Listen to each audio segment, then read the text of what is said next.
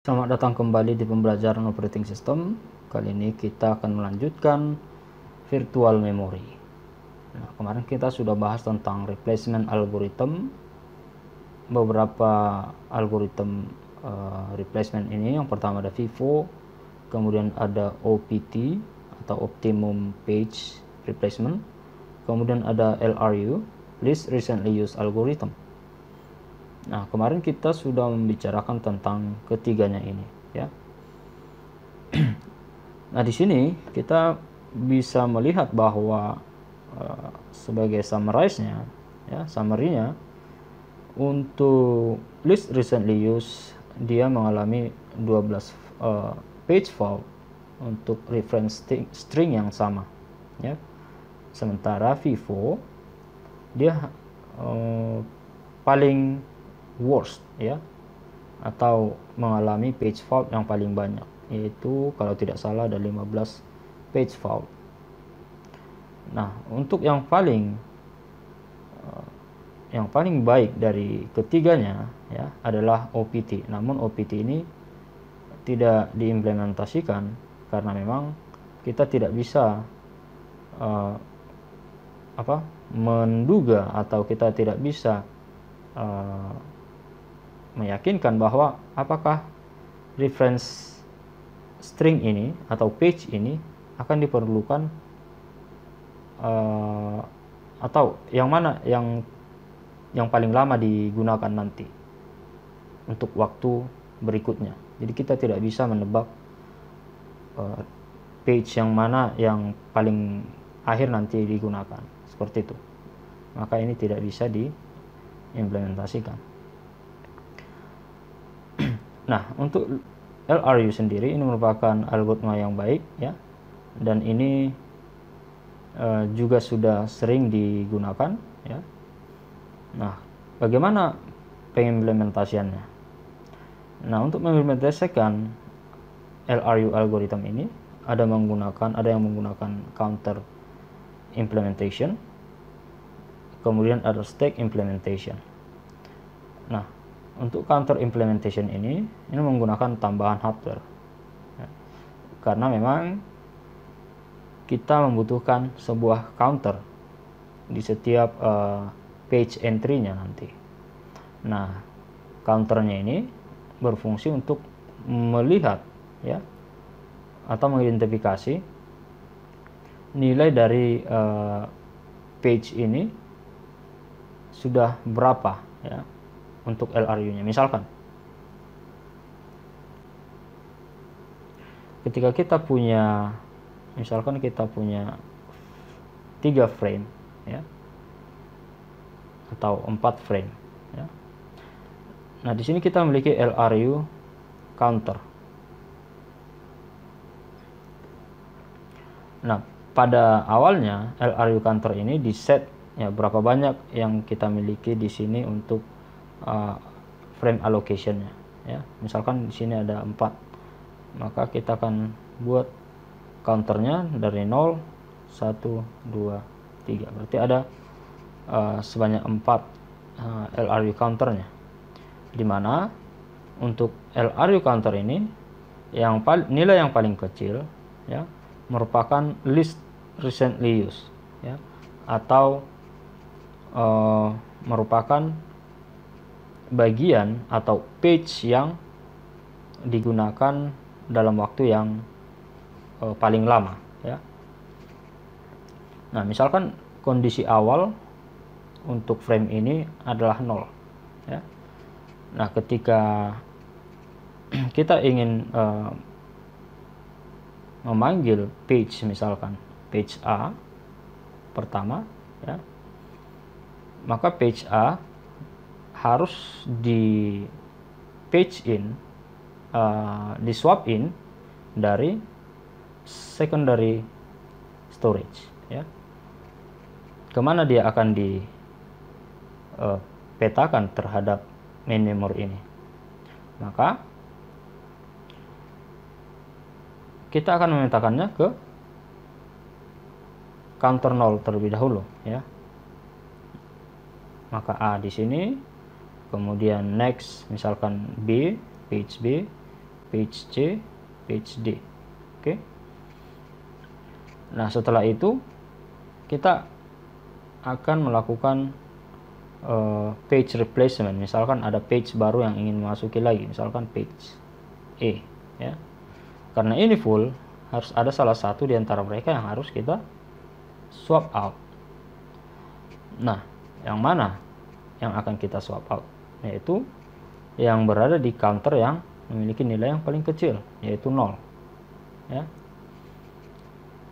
Nah, A ini akan kita gantikan menjadi E. Kemudian untuk counternya ini juga akan berubah, ya. Nah, A tadi merupakan least recently used, E sekarang sudah menjadi the most recently used, ya. Maka ketika dia most recently used, maka dia akan memiliki nilai 3, ya. Jadi yang paling kecil memiliki least recently used, yang paling besar adalah most recently used. Jadi 3.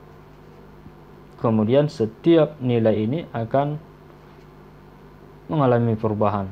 1 yang di sini tadi adalah 1 menjadi 0.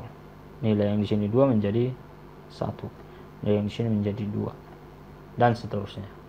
Misalkan datang lagi F menggantikan B, kita akan melihat siapa yang akan digantikan, ya. Berarti B yang akan digantikan karena B merupakan least recently used. Kemudian counternya akan berubah 3, 2, ya, 2, 3, 0, 1. Jadi nilai dari counter ini harus berbeda, ya. Oke. Kemudian yang kedua ada stack implementation. Nah, untuk stack implementation ini, ya, memiliki page number juga untuk setiap frame di dalam stack tersebut memiliki page number. Nah, ini juga nanti ini akan menggunakan double link form, ya. Double link ini digunakan untuk melakukan reference terhadap page yang ada di dalam stack tersebut. Ketika kita melakukan reference terhadap page yang tersedia, artinya page hit, ya, maka page tersebut akan bergerak ke top, ya, ke bagian atas. Kemudian yang lain akan bergeser ke bawah, ya, ke dalam stacknya. Nah, untuk stack ini juga nanti menggunakan yang namanya pointer, ya, ada 6 pointer. Untuk stack implementation ini, ya, ini cukup mahal untuk diimplementasikan. Nah, ketika kita mengalami page hit, jadi tidak perlu melakukan replacement, ya, tidak perlu melakukan replacement terhadap page yang ada di dalam stack. Nah, di sini bahwa LRU dan optimum page replacement, ya, ini menggunakan atau menerapkan stack algorithm. Namun di sini untuk LRU dan OPT tidak mengalami yang namanya Belady's anomaly, ya. Belady's anomaly, kalau kalian mengerjakan tugas sebelumnya mungkin sudah paham, ya. Belady's anomaly hanya dialami oleh first in first out algorithm. Nah, contohnya ada di sini. Kita memiliki reference string 4, 7 dan lain sebagainya. Kemudian di sini kita memiliki stack. Jadi stack awalnya, ya, sudah sampai di string 2 ini, ya, posisi ini. Kemudian untuk berikutnya, ya, page 7 akan kita revert. Artinya page 7 berada dalam stack yang berada di dalam di tengah, in the middle, ya, somewhere in the middle. Nah, di sini kita akan mengambil stack 7 ini, ya, dan memindahnya ke atas, ke sini. Kita pindahkan ke atas sehingga page 7 ini menjadi most recently used. Kemudian yang lain kita akan push ke dalam.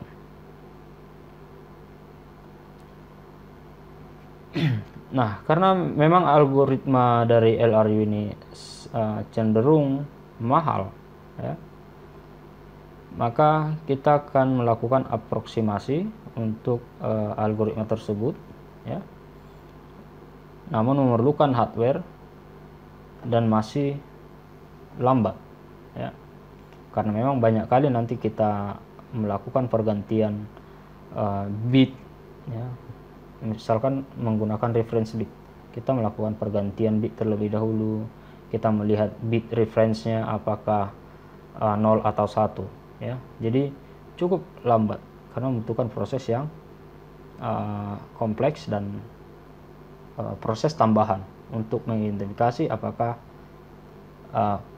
page tersebut tersedia atau tidak.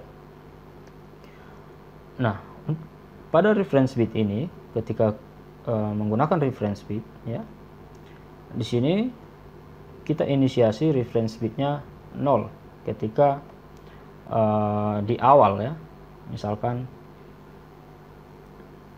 ini adalah number of frame, misalkan ada 3 frame yang kita miliki. Nah, ketika misalkan ada string yang akan kita panggil, misalkan A, karena ini kosong, maka harus di page in terlebih dahulu dari secondary memory, ya. Maka A ini akan ditempatkan di dalam frame ini atau di dalam queue ini, A. Oke. Namun A ini akan memiliki reference bit. Nah, inisiasinya adalah 0. Oke. Jadi seperti itu. Nah, kemudian ketika berikutnya page A ini dipanggil kembali atau di reference kembali, maka kita akan ubah bitnya ini menjadi 1, ya. Set bitnya ini menjadi 1 atau kita pisahkan saja, ya. Misalkan kita pisahkan di sini, ya.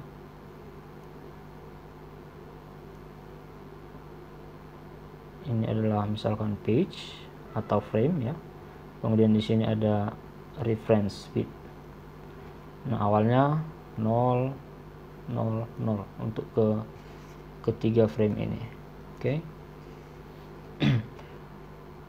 A masuk, reference bitnya 0, ya. Kemudian ketika kita nanti reference kembali A, berarti ini menjadi page hit. Ketika dia page hit, ya, maka dia reference bitnya akan berubah menjadi 1.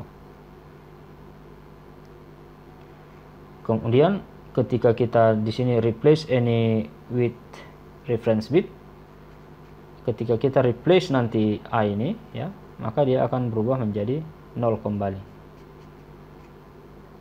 Nah, kemudian ada second chance algorithm. Nah, second chance algorithm ini juga menggunakan reference bit ini, ya. Nah, namun kita tidak akan mengganti page yang pernah di reference, artinya page yang memiliki reference bit 1 ini. Kita tidak akan menggantinya, ya. Namun kita akan mengubah reference bitnya menjadi 0, ya, karena kita memberikan kesempatan terhadap page A, siapa tahu di masa depan atau di waktu berikutnya akan di reference kembali. Nah, konsep ini menggunakan varian FIFO, ya, walaupun memang dia adalah least recently used, tapi menggunakan FIFO plus dukungan hardware, ya, hardware yang memiliki reference bit. Nah, ini juga disebut sebagai clock replacement. Jadi di sini konsepnya hampir sama dengan reference bit, ya. Ketika reference bit yang nanti adalah 0, maka kita akan melakukan replacement terhadap reference bit 0, namun tetap berdasarkan FIFO, ya. Karena memang siapa tahu reference bit ketiga frame ini, misalkan contohnya 3 frame sama-sama 0, ya. Nah, kita akan reference dari FIFO, ya, yang mana lebih dulu menempati frame ini, dia akan kita tarik keluar. Nah, di sini untuk second chance algorithm, ya, atau page replacement algorithm, kita nanti akan menentukan yang menjadi korban, ya, atau frame yang menjadi korban, atau page yang menjadi korban di dalam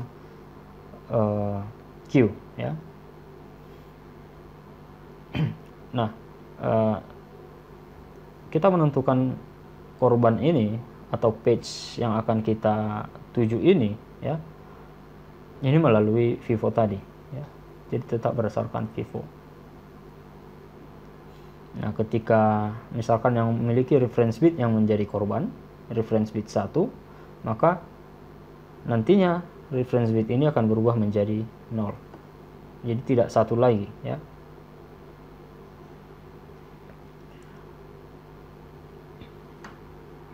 Nah, kemudian ada enhance second change algorithm.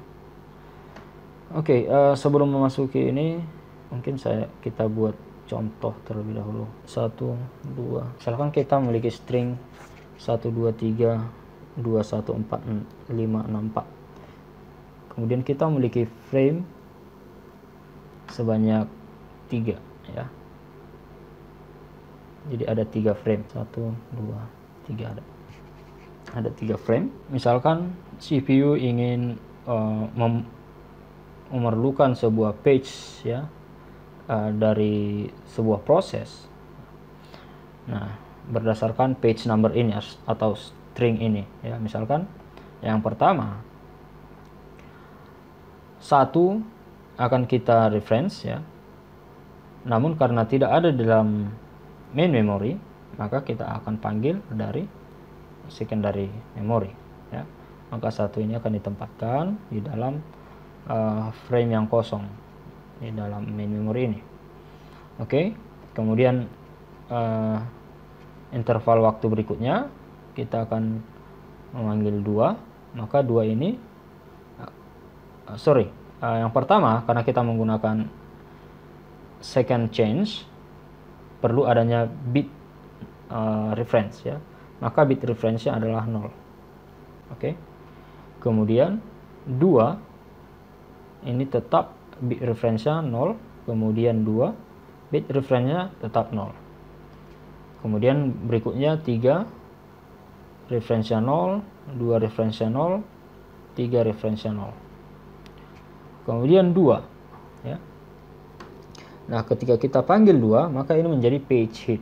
Artinya di sini kita tidak perlu melakukan replacement terhadap 3 page ini, ya. Berarti 1 tetap 0, kemudian 2 ini akan berubah menjadi 1, ya. Reference bitnya akan berubah menjadi 1. Kemudian 3 tetap 0 reference bitnya. Kemudian 1 tetap, ya. Berarti ini adalah hit tadi, ini juga hit. Sedangkan ini adalah fault. Maka ini 1 reference bitnya menjadi 1, 2 reference bitnya tetap 1, kemudian 3 reference bitnya tetap 0. Kemudian 4. Nah, kita panggil 4, artinya di sini belum pernah kita reference yang 4, maka di sini adalah page fault. Nah, yang mana yang akan kita ganti di sini? Nah, yang akan kita ganti di sini adalah berdasarkan FIFO tadi. Oke, berdasarkan FIFO. Yang mana yang paling the oldest one yang memasuki frame ini adalah 1, ya. Namun karena 1 memiliki reference bit 1, maka dia akan kita beri the second change, ya, dengan cara mengubah bit reference-nya menjadi 0.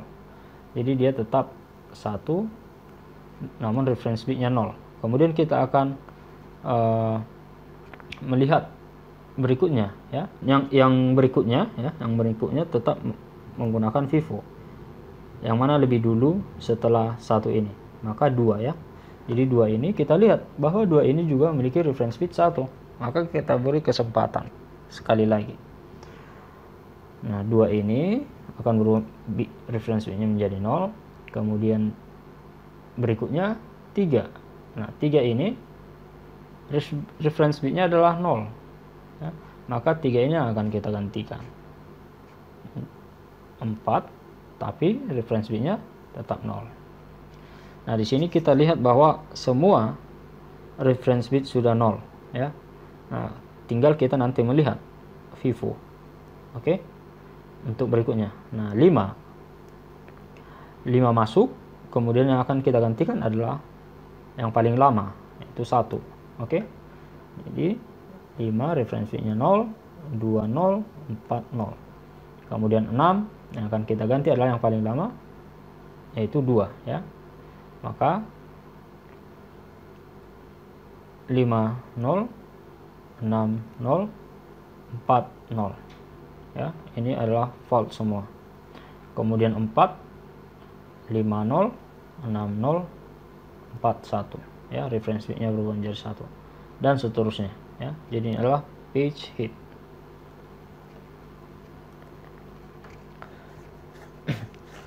Nah, jadi setiap kita melakukan reference page, ya, ketika terjadi page hit, maka kita akan ubah reference bitnya menjadi 1, ya, untuk nanti mencegah, karena memang ini lebih sering digunakan ketika kita ada page hit.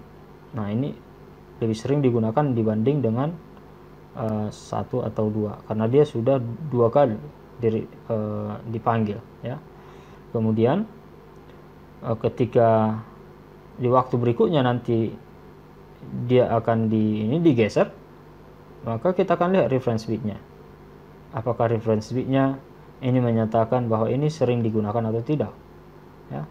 Ketika dilihat, oh ini sering digunakan, maka artinya kita kasih kesempatan, ya, kita kasih kesempatan lagi, siapa tahu nanti akan digunakan kembali, seperti itu. Oke, kemudian kita akan melihat enhanced second chance algorithm. Nah, enhanced second chance algorithm ini merupakan improvement dari algoritma second chance algorithm. Namun kita akan menggunakan yang namanya pair of reference bit and modify bit, ya. Jadi kita buat nanti ke dalam 4 kelas untuk enhanced second chance algorithm. Nah, perlu juga adanya di sini nanti tambahan hardware untuk mendukung reference bit atau use bit, kemudian modify bit, ya. Untuk kombinasi dari keduanya ini, reference dan modify ini, ya, kalau dia 00 berarti ini adalah the lowest class di dalam enhanced second chance algorithm. Jika 00 kombinasinya, maka dia adalah kelas yang paling rendah, ya. Maka artinya reference bit ini, ya, tidak sedang digunakan dan juga tidak mengalami modifikasi, ya, jika kita membuat pairnya menjadi 00, ya, artinya tidak digunakan dan juga tidak dimodifikasi page-nya, ya. Nah, ini merupakan best page to replace. Jadi kalau nilainya 00, maka ini yang paling bagus untuk replace, dilakukan replacement. Misalkan A, kemudian kelasnya ada 00, kemudian B kelasnya misalkan 10, C 11, ya. Maka dari ketiga ini kita harus melihat, menentukan yang mana yang akan kita gantikan, replace, dengan melihat kelasnya ini, yang mana kelas yang paling bawah di antara keempat ini, ya. Misalkan kalau di dalam frame ini ada 00, maka itu yang paling baik untuk dilakukan replacement. Misalkan ada nanti D yang akan memasuki frame ini, maka A ini harus diganti, ya. Nah, ketika diganti, maka reference bitnya akan atau kombinasi bitnya ini akan berubah, ya. Nah, kemudian ketika 00 tidak ada, misalkan A ini adalah 01 misalkan. Nah, kita akan melihat yang mana kelas yang paling rendah dari ketiga ini, ya, dengan melihat ini 01, 10, 11. Nah, yang paling rendah adalah 01, ya, dari ketiga ini. Kemudian misalkan 01 tidak ada, yang ada hanya 10 dan 11, kita akan mereplace 10 ini, ya. Jadi untuk enhance second chance algorithm ini menggunakan kelas yang mana 00 adalah kelas yang paling bawah, 01, ya, not recently used, tetapi dimodifikasi, ya. Kemudian kombinasi yang ketiga ada 10, recently used but clean, ya. Ini recently used, ya, digunakan namun tidak mengalami modifikasi atau keadaan frame dalam keadaan free, ya.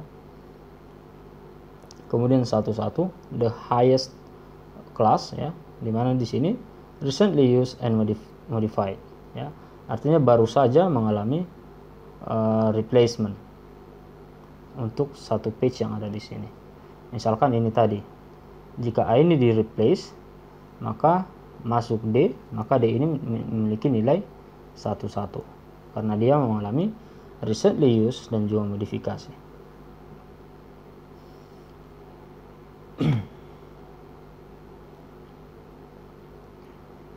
Nah, pada counting algorithm, ya, kita akan melihat di sini seperti yang saya jelasin menggunakan counter implementation, ya. Jadi kita harus melihat, ya, atau memantau counternya, counter of the number of reference that have been made to each page.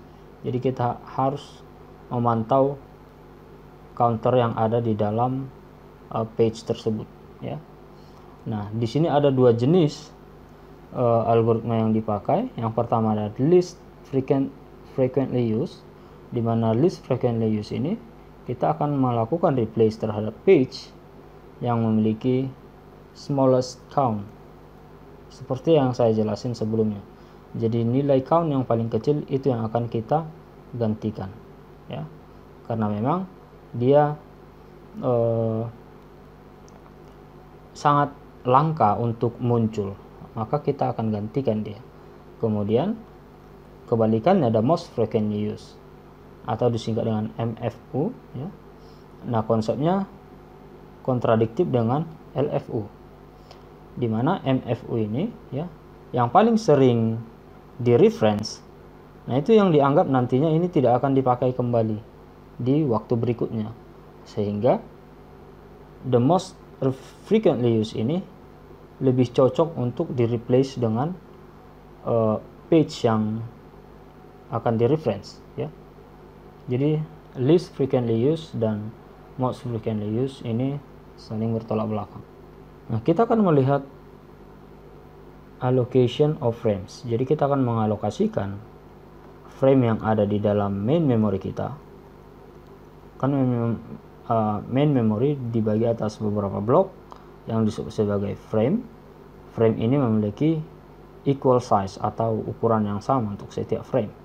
Nah, kita akan mengalokasikan frame ini kepada proses yang ingin dipanggil oleh CPU.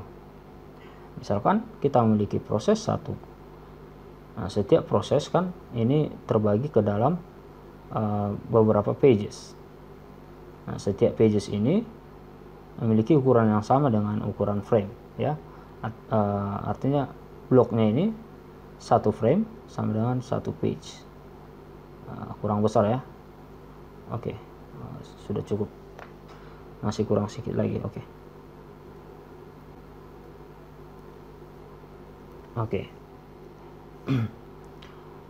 Nah, untuk setiap proses, ya, untuk setiap proses ini memiliki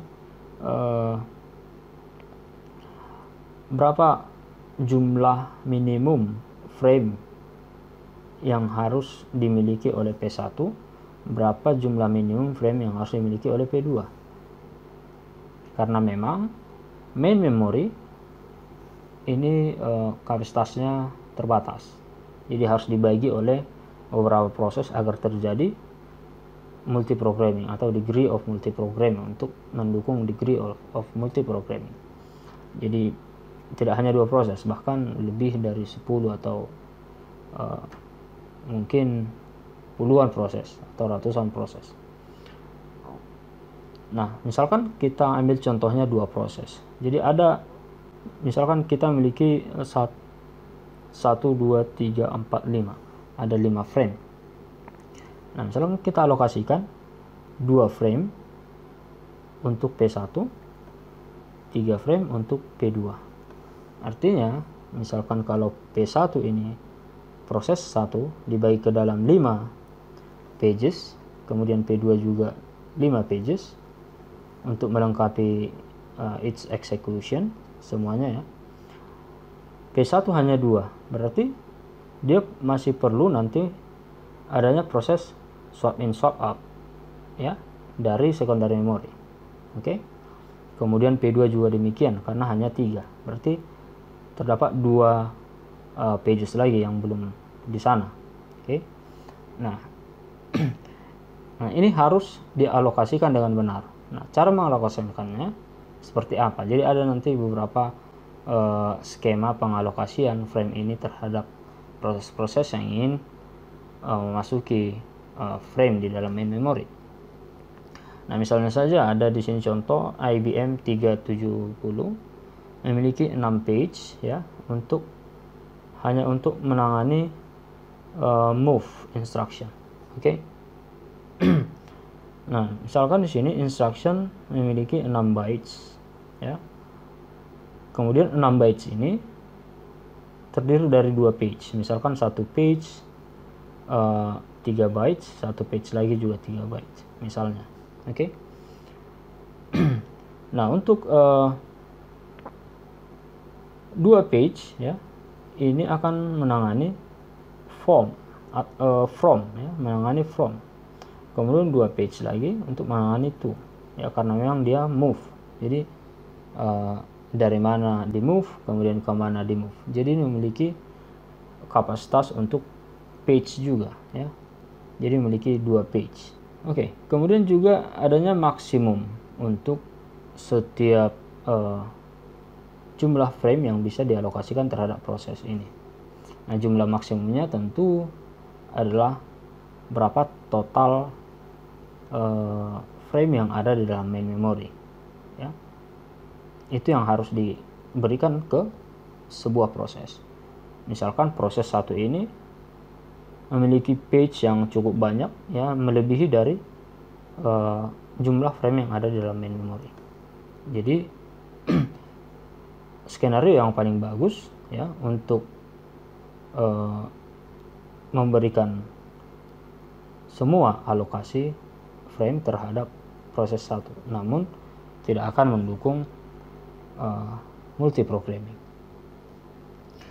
Nah, jadi di sini ada 2 skema utama. Yang pertama ada fixed allocation, kemudian ada priority allocation, dan juga ada beberapa variasi lainnya. Oke, di sini kita akan melihat fixed allocation.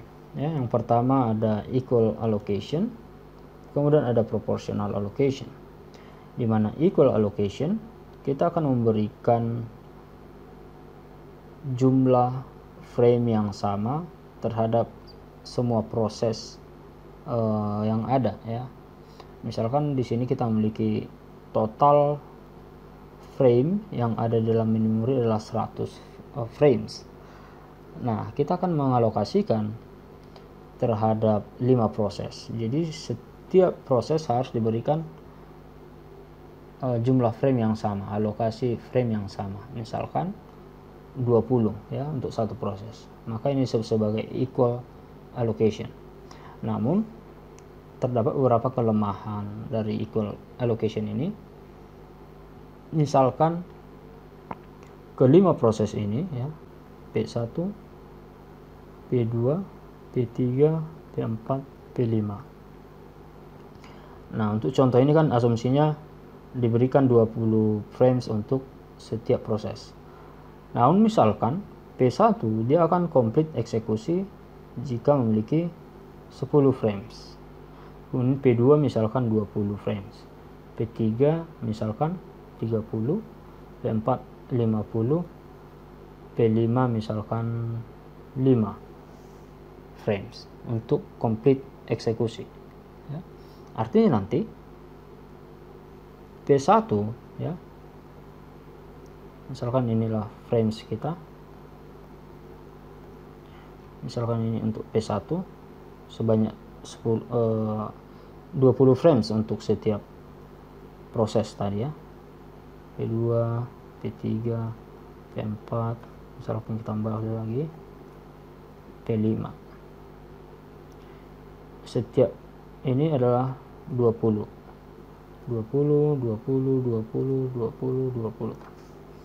Namun P1 hanya butuh 10 untuk complete eksekusi. Misalkan hanya 10 saja. Artinya akan ada wasted. Ya, ada wasted di sini, tidak digunakan. Sementara karena ini dibagi equal, tidak boleh proses lain menempati alokasi untuk P1 ini. Jadi ada wasted di sini. Nah, sementara proses yang memiliki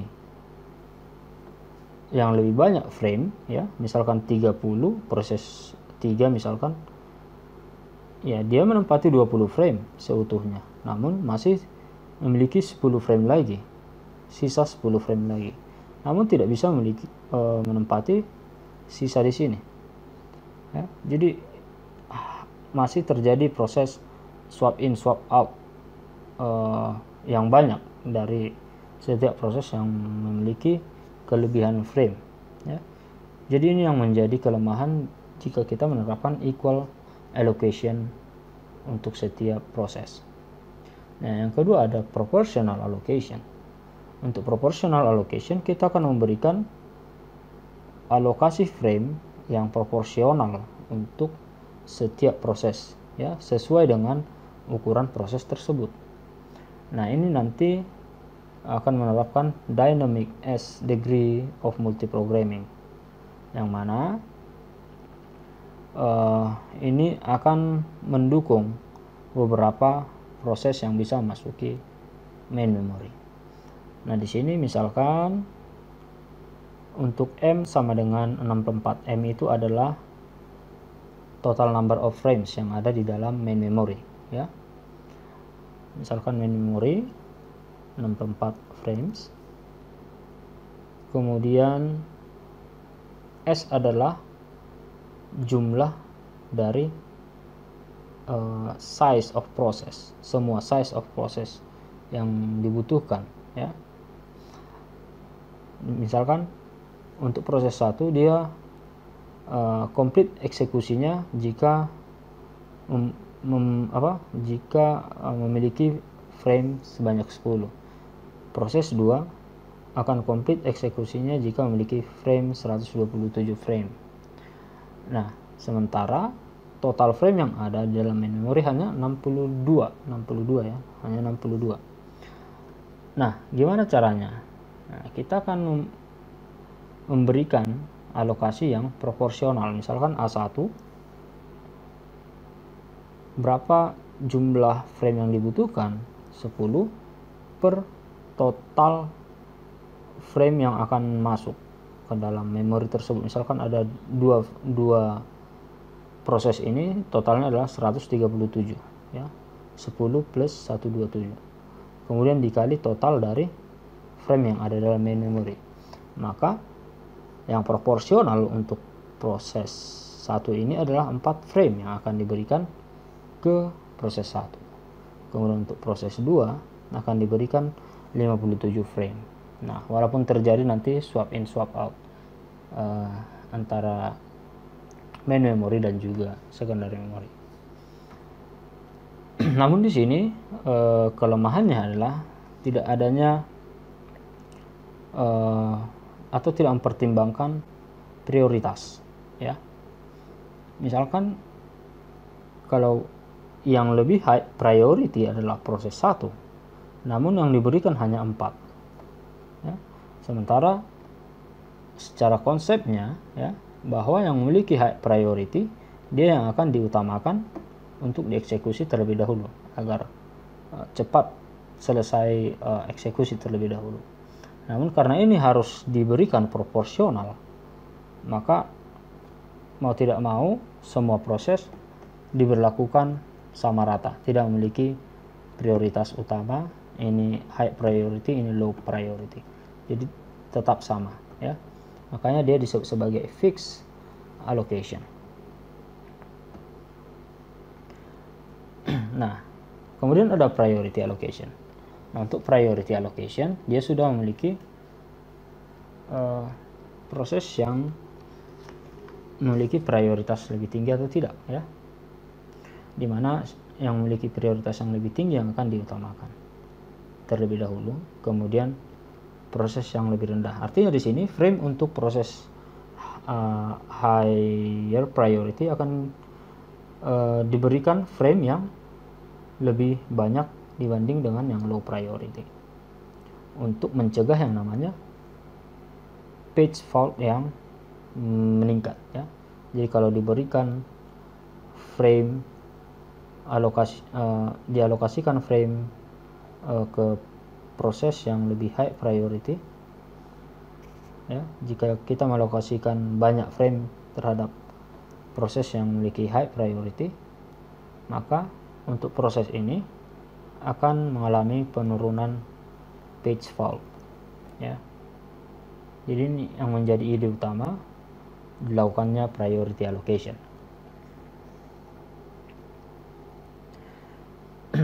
Kemudian ada yang global dan local allocation.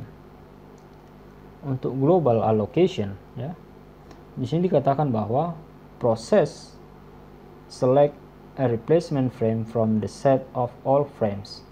One process can take a frame from another. Nah, di sini misalkan kita memiliki dua proses, ya, proses 1, proses 2. Nah, misalkan proses 1 dialokasikan terhadap misalkan 4 frames untuk proses 1, sedangkan proses 2 hanya 2 frame misalkan. Nah, jika misalkan seandainya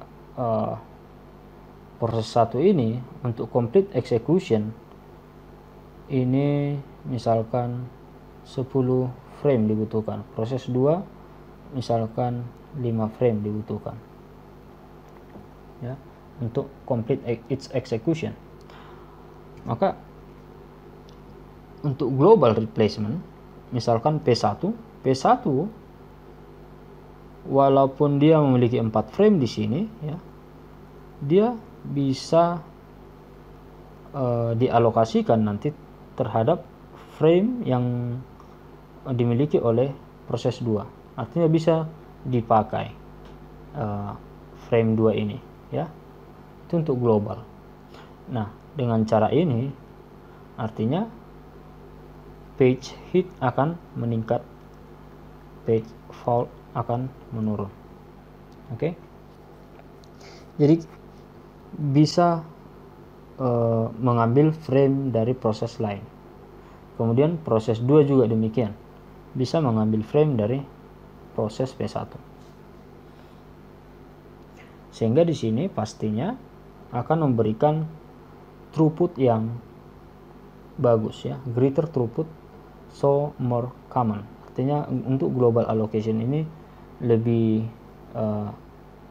umum digunakan, ya. Kemudian untuk local replacement, ya, hanya frame yang dialokasikan untuk satu proses itu saja yang bisa dipakai, ya. Misalkan ada 10 frame untuk P1, ya, hanya yang 4 frame ini yang dipakai bergantian.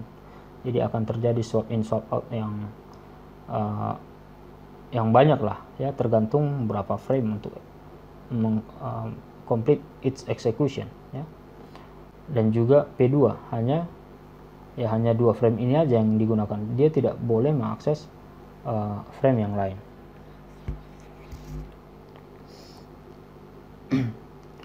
Nah, namun di sini untuk local replacement ini lebih konsisten, ya, per proses performance, ya, karena memang tidak akan memakai alokasi untuk proses yang lain ya, sehingga proses yang lain tetap memiliki alokasi yang fix ya.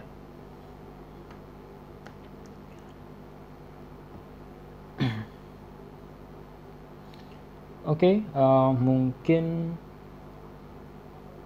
selanjutnya kita akan membahas tentang tracing di part berikutnya. Oke, sekian dan terima kasih.